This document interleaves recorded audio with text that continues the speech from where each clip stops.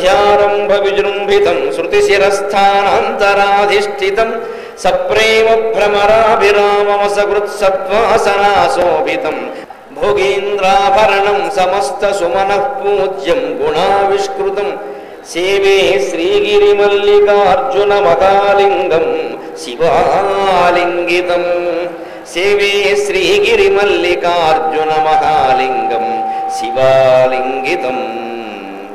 శాస్త్ర సంబంధమైన ప్రశ్నలు అడుగుతున్నాడు. అసలు ఈ ప్రశ్నల విధానాన్ని మీరు గమనించండి. కొన్ని భౌతికం, కొన్ని మానసికం, కొన్ని వేదశాస్త్రాలు, కొన్ని యజ్ఞ సంబంధమైనవి, కొన్ని లౌకిక జీవితం, కొన్ని సంపూర్ణంగా అద్వైత తత్వం. అంటే ఒక సబ్జెక్టు కాదు, బైపీసీ కాదు, ఎంపీసీ కాదు, ఫిలాసఫీ కాదు, హిస్టరీ కాదు, ఎకనామిక్స్ కాదు, అన్నీ. బైపీసీలో ఉండే ప్రధానమైన శాస్త్రం జువాలజీ, జంతు శాస్త్రం మీద ప్రశ్నిస్తున్నాడు. కిం స్విత్ సుప్తం న నిమిషతి మత్స్యసుప్తో న నిమిషతి కిం స్విజ్జాతం నచోపతి అండం జాతం నచోపతి అండం జాతం నచోపతి కస్యస్విత్ హృదయం నాస్తి అశ్మనో హృదయం నాస్తి కిం స్విద్ వేగేన వర్ధతే నదీ వేగేన వర్ధతే. ఎక్కడి జవాబులు, ఎక్కడి ప్రశ్నలండి? ఒకటి బాటనీ, ఒకటి జువాలజీ, ఒకటి ఆకాశం, ఒకటి భూమి, ఒకటి తత్వశాస్త్రం, ఒకటి వైకుంఠం, ఒకటి కైలాసం. తిప్పి తిప్పి కొడుతున్నాడు యక్షుడు. ధర్మరాజు తట్టుకున్నాడు. కింస్విత్ సుప్తం న నిమిషతి, నిద్రపోతూ కూడా కళ్ళు మూయనిదేది అని అడిగాడు. నిద్రపోతూ కూడా కళ్ళు మూయనిదేది అంటే చేప అన్నాడు. కింస్విత్ జాతం నచోపతి, పుట్టి కూడా కదలనిది ఏది? పుట్టింది అంటే మనిషి సహా ఏ జీవి అయినా సరే ఎంతో కొంత కదులుతుంది, కదలకుండా ఉండదుగా. కదిలి వెంటనే క్యారమని బేరమని అనకపోతే చచ్చిపోయాడు, అవతల బారేనట్ట అంటారు ఖచ్చితంగా. పుట్టాడు అంటే కదలాలి. జంతువులు కూడా అంతే, ఏదంత. కానీ ఒకటి ఉందండి, అది తెలుసుకోవాలి. అండం జాతం నచోపతి, గుడ్డు, పక్షి గుడ్డు పెట్టింది, అది పుట్టింది కానీ కదలదు. ఇంకో విశేషం అడుగుతున్నాడు. కస్యసిత్ హృదయం నాస్తి, ఎవరికి హృదయం లేదు అన్నాడు. మనం వెంటనే ఏమంటాం? నిర్దయుడైన వాడు, రాక్షసుడు. రాక్షసుడికి హృదయం లేదనకూడదు, రాక్షసుడికి హృదయం ఉంది. అశ్మనో హృదయం నాస్తి, బండరాతికి హృదయం లేదు అన్నాడు. నిజమా కాదా? హృదయం ఉంటే స్పందిస్తుంది, బండరాయి దేనికి స్పందించదు. అందుకని అశ్మనో హృదయం నాస్తి అంటే దీన్ని ఏమంటారండి ఇప్పుడు భాషలో? జియోగ్రఫీ, భూగోళ శాస్త్రం. భూగోళం గందరగోళం. జాగ్రఫీ, రాళ్ళు, రాళ్ల తత్వాలు, పాతరాత యుగం, కొత్త రాత యుగం, ఇవేవి తెలియకుండా ఈ సమాధానం ఎక్కడండి? మరి ఇంటర్మీడియట్లో ఆయన ఏమి జాగ్రఫీ చదివినట్టుగా ఎక్కడా లేదుగా. ఎవరి దగ్గర చదివారు? అన్ని దౌమ్యుడి దగ్గరే.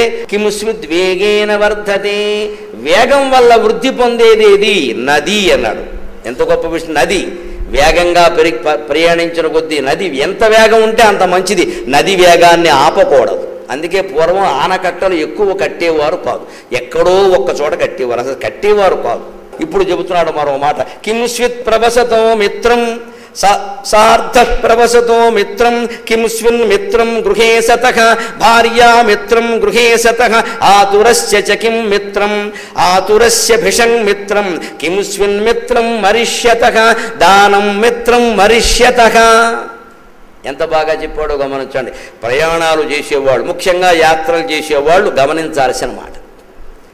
కింస్విత్ ప్రవసతో మిత్రం, నువ్వు రైల్లో ఉన్నావు, అప్పుడు నీకు మిత్రుడు ఎవరు? ధర్మరాజును అడుగుతున్నానండి ఈ ప్రశ్న యక్షుడు. ప్రవసత అంటే యాత్రలో ప్రవాసి, ప్రవాసి అంటే యాత్ర చేసేవాడు. ప్రయాణాలు చేసినప్పుడు ఖచ్చితంగా పక్క ప్రయాణీకుడే నీకు మిత్రుడు. అతనే అన్న, అతనే తమ్ముడు, అతనే తల్లి, అతనే తండ్రి. అందుకని అతనితో మాట్లాడు, అతనితో హాయిగా ఉండు. మళ్ళీ ప్రయాణం ఆ రైలు దిగామనుకోండి, మళ్ళీ ఆయన కనపడ్డు. అందుకని ఆ కాసేపు అతనే మిత్రుడు. ఈ తత్వం అర్థమైతే జీవితం కూడా ఒక రైలు ప్రయాణమే. తల్లిదండ్రులు ముందెక్కారు, మనం తర్వాత ఎక్కాం. ఓ 20 ఏళ్ళు వచ్చాక భార్య భర్త ఎక్కారు, అంతేగా జీవిత భాగస్వామి. తర్వాత మళ్ళీ పిల్లలు ఎక్కారు. నెమ్మదిగా ఒక్కొక్కరు తల్లిదండ్రులు దిగిపోయారు, భార్య దిగిపోయింది, భర్త దిగిపోయాడు, పిల్లలు దిగిపోయారు, అందరూ దిగిపోయారు, పైకి వెళ్ళారు. ఇది రైలు. జీవితం రైలు ప్రయాణం కాదు. ఇప్పుడు మళ్ళీ ఎవరిని అశ్రద్ధ చేయాలా గమనించండి ధర్మరాజు. కిముస్విన్ మిత్రం గృహే సతః, ఇంట్లో ఉన్నవాడికి మిత్రుడెవరు? భార్యామిత్రం గృహే సతః. నువ్వు సంసారం చేసినంతకాలం, నువ్వు ఇంట్లో ఉన్నంతకాలం భార్యని మించినటువంటి ప్రాణ స్నేహితులు ఎవరూ లేరు అన్నారు. మగవాళ్ళందరూ దృష్టిలో పెట్టుకోవలసిన విషయం. అందుకని ఇంట్లో ఎవరయ్యా మిత్రుడు అంటే భార్య. ఇంట్లో ఉన్నంతసేపు భార్యతోనే గడపాలి, భార్యతోనే మాట్లాడాలి, ఆవిడతోనే కలిసి కాఫీ తాగాలి, ఆవిడతోనే కలిసి టీవీ చూడాలి, మాట్లాడాలి. అది ధర్మశాస్త్రమే చెబుతాం స్పష్టంగా, ఇందులో పెద్ద విషయం ఏం లేదు. ధర్మరాజే చెప్పాడు ఆ విషయం. కిముస్మిన్ మిత్రం గృహే సతః భార్యామిత్రం గృహే సతః. ఇప్పుడు చూడండి పరమ గంభీరమైన విషయం. ఆతురస్య చ కిం మిత్రం ఆతురస్య భిషం మిత్రం. ఆతుర అంటే రోగం వచ్చిన వాడు, రోగి, పేషెంట్ అని అర్థం. రోగికి మిత్రుడెవరయ్యా? ఆతురస్య భిషం మిత్రం. వైద్యుడి మిత్రుడు ఉంటాడా? అందుకే దీంట్లో ఉండే తత్వం ఏమిటంటే ఊరికే రోగికి వైద్యుడు మిత్రుడు అని చెప్పడానికి ధర్మరాజు అక్కల్లా ఎవరైనా చెబుతారు, పెద్ద విషయం కాదు. కానీ అందులో ఉండే తత్వం, లోతైన విషయం ఏమిటంటే అన్ని రోగాలు తగ్గేవి కాదు. అందుకని ఆతురశ్చ కిమ్మిత్రం. రోగానికి భయపడకుండా ఏం చేయాలండి? నమశివాయ నమశివాయ నమశివాయ జరిగే వైద్యం జరుగుతూ ఉంటుంది. అప్పుడు వచ్చి వైద్యం చేసేవాడు ఎటువంటి మిత్రుడో తెలుసా? శరీరే జర్జరీభూతే రోగగ్రస్తే కళేబరే ఔషధం జాహ్నవీతోయం వైద్యో నారాయణో హరిహి. ఇది శ్లోకం. చాలామంది వైద్యుణ్ణి వైద్యో నారాయణో హరిహి అంటారు. అందుకని ఆతురస్య చ కిమ్మిత్రం ఆతురస్య భిషన్మిత్రం కింస్విన్మిత్రం మరిష్యతః. మరణకాలంలో ఎవరు మిత్రుడు? ఆపదలో మరణించేటప్పుడు. మరి వైద్యం ఇంకా 70 ఏళ్ల తర్వాత వైద్యం అంటే అనవసరం అని చెబుతున్నాం కదండి. ఇక మరణిస్తాడు. మరి మరణించేటప్పుడు మిత్రుడు ఎవరండి? ఎంత గొప్ప ఆలోచన మనం గుర్తుపెట్టుకోవాలి. కింస్విన్మిత్రం మరిష్యతః దానం మిత్రం మరిష్యతః. మనిషి చేసిన దాన ధర్మాలే మరణకాలంలో మిత్రులు. అవే గురుంటే. అందుకే మీరు దానికి లెక్క ఏమిటంటే దానం ఎలా కాపాడుతుంది మనిషిని. మనం ఎవరికో ఓ గృహదానం చేశాం, భూదానం చేశాం, పోనీ వారికి ఆరోగ్యం బాగోలేకపోతే ఆసుపత్రిలో మనమే చేర్పించి ఓ 10,000 ఖర్చు అయితే మనం పెట్టుకున్నాం, ఇది దానమేగా. ఆ మాట ఉపనిషత్తులే చాలా స్పష్టంగా చెబుతున్నాయి. న కర్మణా న ప్రజయా ధనేన త్యాగేనైకే అమృతత్వమానసు. మానవా, నువ్వు చేసినటువంటి యజ్ఞయాగాది కర్మల వల్ల కానీ, నువ్వు చేసినటువంటి అభివృద్ధి కార్యకలాపాల వల్ల కానీ, నువ్వు స్థాపించినటువంటి సంస్థల వల్ల కానీ, ఏ కార్యక్రమాల వల్ల నీకు అమృతానందం కలగదు. నా ప్రజయా, నీ సంతానం వల్ల కూడా నీకు అమృతానందం కలగదు. ముందు సంతానం, తర్వాత సంతాపం, రెండూ ఖాయం. అంతేకాదు నా ధనేనా, ఎన్ని కోట్లు ఉన్నా నీకు అమృతానందం కలగదు. మరి ఎలా కలుగుతుందండి? త్యాగేనైకే, ఈ 3 వదిలేస్తే కలుగుతుందన్నారు. గొడవలేని విషయం. సంతానం మీద నాకేం భ్రమ లేదు, సంపదల మీద నాకేం భ్రమ లేదు, అలాగే రకరకాల కర్మలు చేయడం మీద కూడా నాకేం భ్రమ లేదు. నిమిత్త మాత్రంగా నా బాధ్యతలేవో నేను చేస్తా అని ఎవడైతే త్యాగభావంతో ఇంట్లో ఉండగలుగుతాడో వాడు పరలోకంలో ఉత్తమ గతులకి అర్హుడు. కింస్విద్దానం మరిష్యత్ కింస్విత్ మిత్రం మరిష్యతః దానం మిత్రం మరిష్యతః. ధర్మ్యానాముత్తమం కిం స్యాత్ ధర్మ్యానాముత్తమం దాక్ష్యం ధర్మ్యానాముత్తమం కిం స్యాత్ ధర్మ్యానాముత్తమం కిం స్విదేకపదం దాక్ష్యం కిం స్విదేకపదం ధర్మ్యం దాక్ష్యమేకపదం ధర్మ్యం కిం స్విదేకపదం యశః దానమేకపదం యశః కిం స్విదేకపదం స్వర్గ్యం సత్యమేకపదం స్వర్గ్యం కిం స్విదేకపదం సుఖం శీలమేకపదం సుఖం. కిం స్విదేకపదం ధర్మ్యం. తన ధర్మాన్ని తాను నిర్వర్తించాలంటే ఉండవలసిన లక్షణం చెప్పండి అన్నాడు ఆయన. బాధ్యత, మనకు అప్పగించిన బాధ్యత నిర్వహించాలి అంటే ఉండాల్సిన క్వాలిటీ, అంటే మేనేజింగ్ ఎబిలిటీ అంటాం ఇవాళ మనం, నిర్వహణ సామర్థ్యం. ఆ ఎబిలిటీ ఏమిటంటే దాక్ష్యం అన్నాడు. అంటే దక్షత.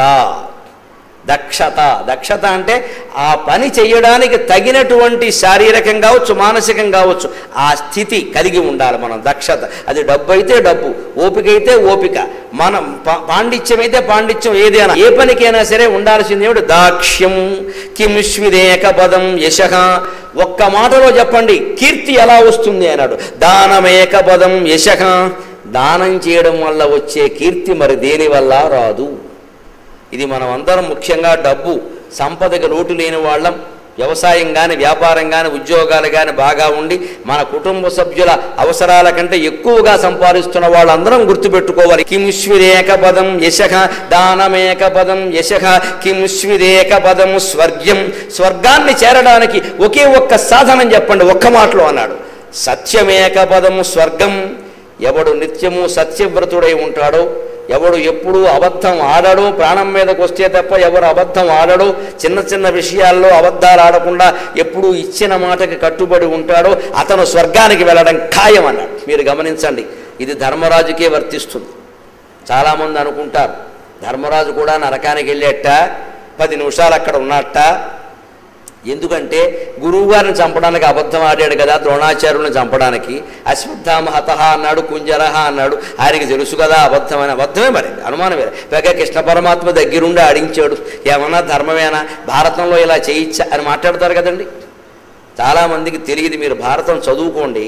ధర్మరాజు నరకానికి వెళ్ళాడు, 5 నిమిషాలు ఉన్నాడు. కానీ ఇందుకోసం కాదు, ఆయన స్వర్గానికే వెళ్ళాడు ముందు.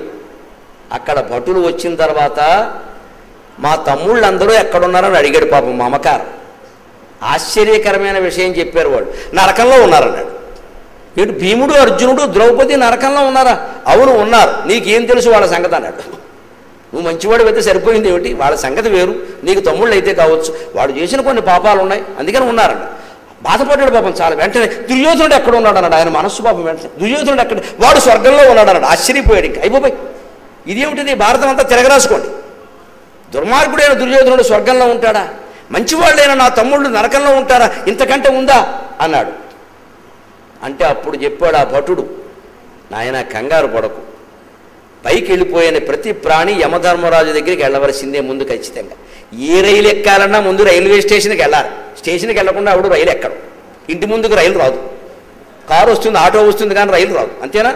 అంచేత మనం స్వర్గానికి వెళ్ళినా నరకానికి వెళ్ళినా యమధర్మరాజు దగ్గరికి వెళ్ళడం ఖాయం. అక్కడ అంటే ఏ నేరం చేసినా ముందు జడ్జి గారి దగ్గర తీసుకెళ్తారు. అక్కడ రిమాండ్లో ఉంచాలా, శిక్ష వేయాలా, ఇంటికి పంపాలా, బెయిల్ ఇవ్వాలా, ఆయన నిర్ణయిస్తారు. అది యమధర్మరాజు చేసే పని. అక్కడికి వెళ్ళాడు ధర్మరాజు. చాలామంది పెడతారు, వెళితే అడుగుతారు ఖచ్చితంగా మనందరినీ, నాయన పుణ్యాలు 80% ఉన్నాయి, పాపాలు 20% ఉన్నాయి, నీ ఇష్టం చూసుకో, ముందు పాపాలు అనుభవిస్తావా పుణ్యాలు అనుభవిస్తావా, మనకే అవకాశం, మన ఛాయిస్. అలా అడుగుతారయ్యా. తెలివైన వాడు ముందు పాపాలు అనుభవిస్తానని కోరుకుంటాడు. ఎందుకని?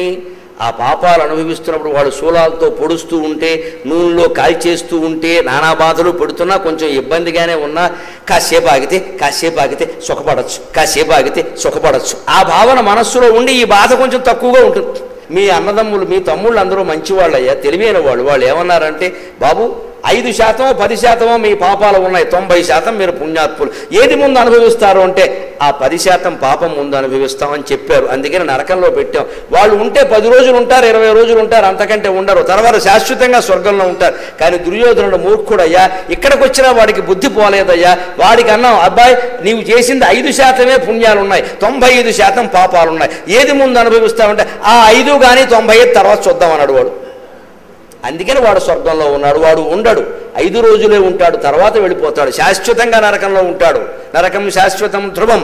కానీ నీ తమ్ముళ్ళు కొద్ది రోజులు నరకంలో ఉంటారు, తర్వాత స్వర్గంలో ఉంటారంటే ధర్మరాజు ఎంత ప్రేమ అంటే ఆ తమ్ముళ్ళు అంటే, వద్దు నేను వాళ్ళని చూడాలి, ఒక్కసారి నన్ను తీసుకెళ్ళండి అని తమ్ముళ్ళ కోసం, భార్య కోసం, ముఖ్యంగా తాను జీవితాంతం కోల్పోయినటువంటి అన్నగారు కర్ణుడిని చూడడం కోసం నరకానికి వెళ్ళాడండి ధర్మరాజు. ఖచ్చితంగా కర్ణుడు నా అన్నగారు మా అమ్మ నాకు చెప్పలేదు, చెప్పుంటే ఆయన్నే రాజుని చేసేవాడిని, జీవితాంతం ఈ శత్రుత్వం దేనికి, ఆ కర్ణుడిని నేను చూడాలి, ఆ కర్ణుడు దండం పెట్టుకోవాలి, ఆ కర్ణుడిని అక్కడే నా రాజు చెయ్యాలి అని ఎప్పుడో తన యుద్ధంలో ఓడిపోయి చనిపోయిన కర్ణుడి కోసం, అన్నదమ్ముల కోసం ఆయన నరకానికి వెళ్ళాడు. అప్పుడు వెళ్ళగానే విచిత్రం ఏమిటో తెలుసా, ధర్మరాజుకు ఉండేటువంటి దృష్టి, ఆయన ఔన్నత్యం వల్ల వాళ్ళని నేను చూస్తున్నాడు. అదిగో ద్రౌపది, అయ్యో ఎంత బాధపడుతోంది, వెళ్ళాలి, ఇక్కడ కూడా బాధలేనా, ఏమిటో పాపాలు ఏం చేసిందో నాకు తెలిసి ఏం చేయాలా. మనిషి ఇతరులకు తెలియకుండా ఉంటుంది, ఈశ్వరుడికి తెలియదా, లోపల మనకి తెలుసు. ఆవిడేమో చేసింది మనకు అనవసరం. అలాగే భీముడు, అర్జునుడు, అందరూ, కర్ణుడు, అందరూ ఇబ్బందులు పడుతుంటే వాళ్ళు ఈయనకి తెలుస్తున్నారండి. వాళ్ళకి ఈయన ఎవరో తెలియడంలా, పాపాత్ముల యొక్క దృష్టి అంతే. కానీ వాళ్ళకి ధర్మరాజు నరకంలో ప్రవేశించేసరికి ఒక సుగంధయుతమైన గాలి వీసిందిట. అలా తమ్ముళ్ళని అన్నగారైన కర్ణుణ్ణి చూడడం కోసం 5 నిమిషాలు నరకానికి వెళ్ళాడు తప్ప గురువు గారిని చంపిన దోషం వల్ల వెళ్ళలేదు. గురువుని అబద్ధమాడి చంపడం ధర్మరాజు విషయంలో దోషం కాదు. ఎందుకు అంటే ఆపద్ధర్మాలనే ఉంటాయి ఎప్పుడైనా సరే. స్పష్టంగా శుక్రాచార్య నీతి దానికోసమే ఏర్పడింది. వారి జాక్షులందు వైవాహికములందు ప్రాణ విత్త మాన భంగమందు వంకవచ్చు నగము వందదధిప. ద్రోణాచార్యుడు ఎటువంటి మహావీరుడు అంటే ఆయన చేతిలో ధనుర్బాణాలు ఉండగా సాక్షాత్తు శివుడు వచ్చినా ఆయన్ని గెలవలేడు, సాధ్యమయ్యే విషయం కాదు. అటువంటి వాడు అధర్మపక్షంలో ఉండడం ఆయన చేసిన తప్పు. అటువంటి తప్పు చేసిన వాడిని చంపడానికి విధానం గురించి ఆలోచిస్తే ఎలాగండి, వేసేయాలి. కానీ అందుకని కృష్ణ పరమాత్మ చెప్పాడు తప్ప లేకపోతే భగవంతుడు స్వయంగా దగ్గరుండి తప్పు చేయిస్తాడా? భారతంలో యుద్ధంలో జరిగాయని మనం అనుకుంటున్న దోషాలకు ఇవే కారణాలు. అలా తెలుసుకోవాలి తప్ప భగవంతుడిని విమర్శించకూడదు. ఆయన ఎందుకు తప్పు చేయిస్తాడండి? వాళ్ళని అలాగే చంపాలి, ఇంకో మార్గం లేదు. వాళ్ళు చేసే పాపాలన్నీ చేసేస్తారా? పెద్ద పెద్ద అస్త్రాలు సంపాదిస్తారా? తపస్సులు చేస్తారా? వాటం బాంబులన్నీ తెచ్చి పక్కనెట్టుకుంటారా? వెళ్ళి దుర్యోధనుడి పక్షంలో చేరతారా? అంత శక్తి ఉన్నవాడు ధర్మరాజు పక్షంలో ఉండొచ్చు కదండి. మనం కూడా ధనవంతులమైనా బలవంతులమైనా బలగం కలిగిన ధర్మాన్ని సమర్థించాలి, అధర్మాన్ని సమర్థించకూడదు. అప్పుడు అలా సమర్థిస్తే ద్రోణాచార్యుడికి కర్ణుడికి పట్టిన గతే మనకు కూడా పడుతుంది. దేవుడు ఊరుకోడు, మనుషులు ఊరుకున్నా కూడా.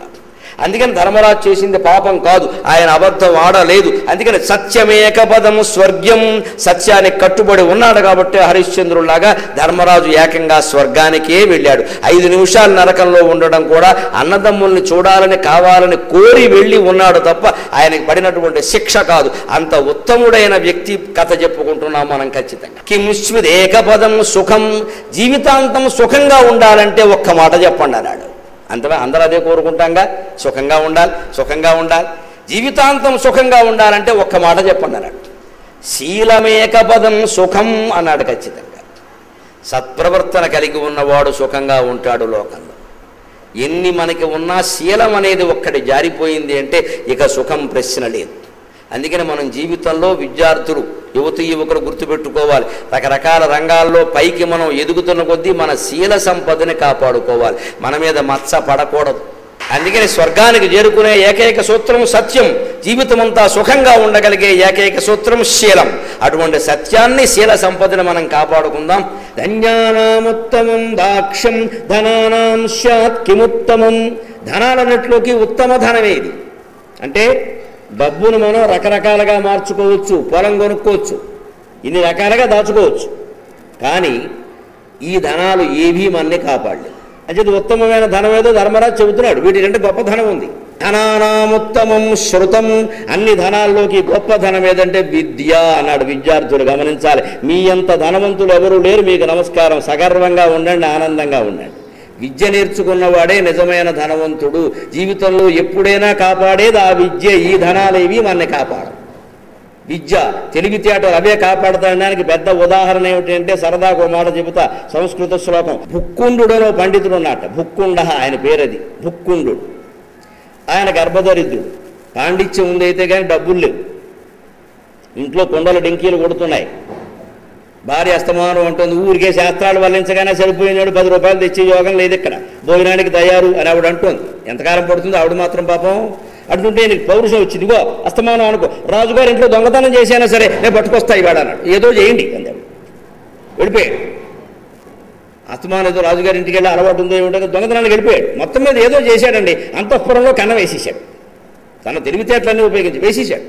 వెళ్ళిపోయాడు. లోపలికి వెళ్ళిపోయాడు. రాజుగారు పడుకున్నారు. పక్కనే వేరే మంచం మీద మహారాణి గారు పడుకున్నారు. వాళ్ళ గొడవ ఈయనకి అనవసరం. ఈయన వేరే ఉద్దేశాలు ఏం లేవుగా, డబ్బు తప్ప.